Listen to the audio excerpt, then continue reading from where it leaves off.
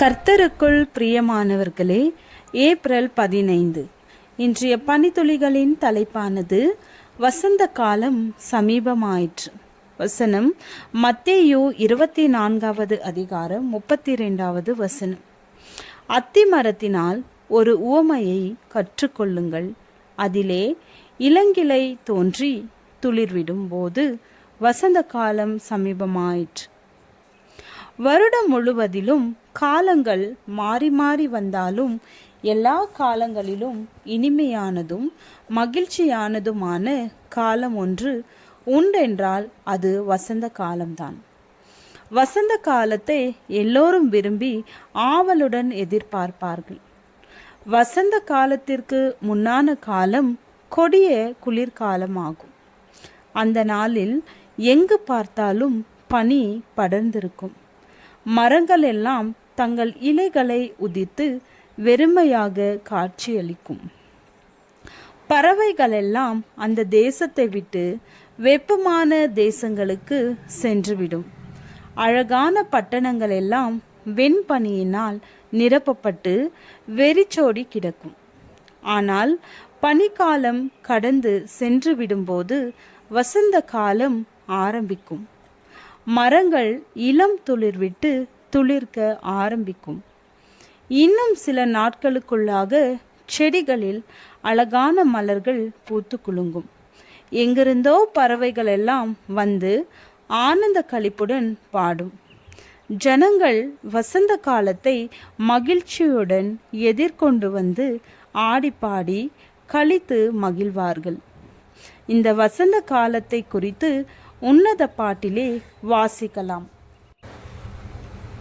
பூமியிலே புஷ்பங்கள் காணப்படுகிறது. குருவிகள் பாடு காலம் வந்தது. காட்டுப்புறாவின் சத்தம் நமது தேசத்தில் கேட்கப்படுகிறது. அத்திமரம் காய் காய்த்தது. திராட்சை கொடிகள் பூ பூத்து வாசனையும் பரிமளிக்கிறது. என் பிரியமே, என் ரூபவதியே, நீ எழுந்து வா என்று சொல்லப்படுகிறது. கர்த்தர் தம்முடைய மணவாட்டிகளை அழைக்கிற சத்தத்தை வசந்த காலத்தில்தான் கேட்க முடியும். வசந்த காலத்தை ஒட்டிதான் கர்த்தருடைய வருகை சமீபமாய் இருக்கும் என்பதற்கு நம் ஆண்டவரும் ஒரு அருமையான உவமையை சொன்னார்.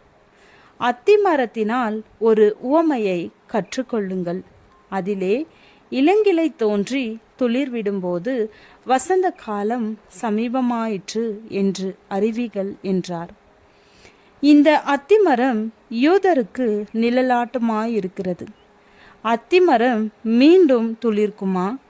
இஸ்ரவேல் ஜனங்கள் மறுபடியும் தங்களுடைய தேசத்தில் வந்து கூடுவார்களா என்று வேத பண்டிதர்கள் ஆவலுடன் எதிர்பார்த்து கொண்டிருந்தார்கள். 19ஆம் நூற்றாண்டுகள் கடந்து சென்றன. கடைசியாக அத்திமரம் துளிர்கிற நேரம் வந்தது. 1948ஆம் ஆண்டு மே மாதம் 14ஆம் தேதி இஸ்ரவேல் ஜனங்கள் சுதந்திரம் பெற்றார்கள். வசந்த காலம் ஆரம்பமாயிற்று. தேவ பிள்ளைகளே, கர்த்தருடைய வருகை சமீபமாயிற்று. ஆயத்தப்படுவோம். என் பிரியமே, என் ரூபவதியே, எழுந்து வா என்று கர்த்தர் உங்களை அழைக்கிறார். ஜெபம். ஆயத்தப்படுத்த காவலனாயிருக்க எங்களை பயன்படுத்தும். ஆமென்.